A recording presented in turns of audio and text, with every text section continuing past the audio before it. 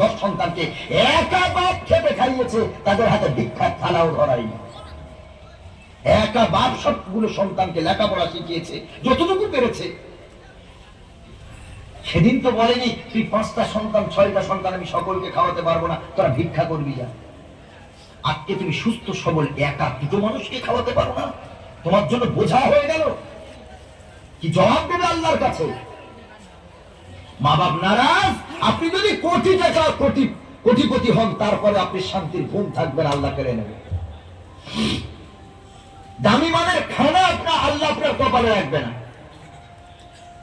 ওই সকালে একটা রুটি, রাত্রে একটা রুটি, আর দুপুরে 50 গ্রাম চালের ভাত, অথচ টাকার গদিতে শুয়ে থাকবেন আপনি, খানা আপনার আল্লাহ কপাল থেকে কেড়ে নেবে।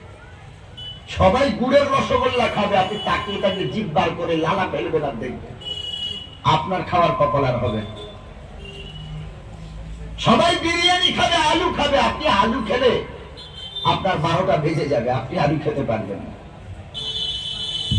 খবরদার, সাবধান, অহংকার করবেন না, সাবধান। নিজেকে তাকওয়াওয়ালা বানান, আল্লাহ ভীরু, খোদা ভীরু। আল্লাহর ভয় যখন থাকবে তখন দেখবেন গুনাহ সব আস্তে আস্তে দূর হয়ে যাবে। এই জন্য তাকওয়ার বড় মূল্য আছে। আল্লাহকে ভয় করুন, দেখবেন সব গুনাহ ছাড়া সহজ হয়ে যাবে। আল্লাহ রাব্বুল আলামিন বলেন, ওয়া আসারুল হায়াতাদ দুনিয়া ফাইন্নাল জাহিমা হিয়াল মাআওয়া। যারা দুনিয়ার জিন্দেগিকে প্রাধান্য দেবে, পৃথিবীর জিন্দেগিটাকে যারা অগ্রাধিকার দেবে, পৃথিবীর জিন্দেগিটাকে যারা মূল্য দেবে, আমার আল্লাহ রাব্বুল আলামিন বলেন আমি আল্লাহ তাদের জন্য জাহান্নাম প্রস্তুত করে রেখেছি। কোনো মূল্য নাই।